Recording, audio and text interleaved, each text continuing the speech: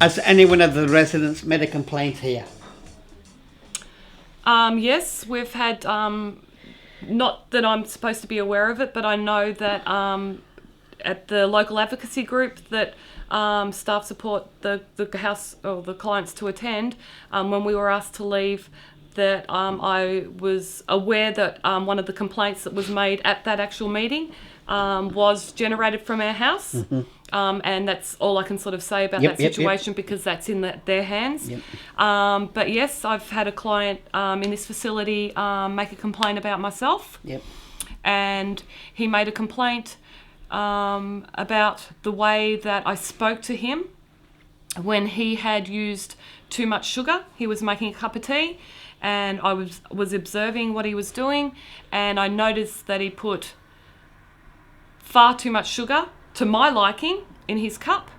So I vocalized to him quite loudly and abruptly, that is too much sugar, take it out, and went over and tipped the sugar back out of his cup, and that therefore generated him getting upset and leaving and not coming and making his cup of tea. So how did you feel about that? I acknowledged after that situation that the way that I managed it was not appropriate, and that I didn't feel, good within myself, and that it wasn't necessary. It was a control sort of a situation.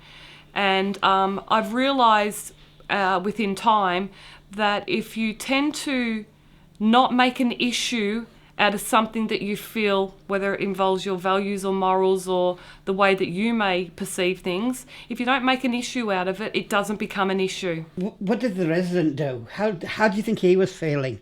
I think that I'd taken the power away from him and belittled him, and he left, and obviously for the rest of the evening or part of the evening he was disgruntled. He wasn't happy.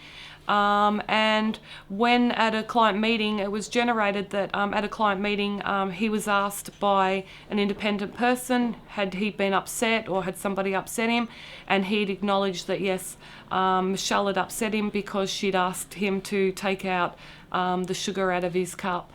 How did you feel about him going to that assist group instead of maybe coming to you and talking to you about it first? And what made him go to that assist group before coming to you? What do you think did that? I think the reason probably that he went to an independent person was because the residents in the houses don't know how to complain. Yep. They've never made a complaint, and they're not sure how their action or their complaint is going to affect them and their life. How did it make me feel? It actually made me feel very proud to know that I have started to introduce or support the people who live here to be able to now start to learn to speak up for themselves and complain. And I actually, after the situation, went up and said, well done, mate. If that happens again, I want you to complain. I had a resident who had just mopped the floor, and he said, Michelle, can I take some yogurt to work? And I said, yeah, sure, mate. I said, but do you reckon you could just stay off the floor because it's wet?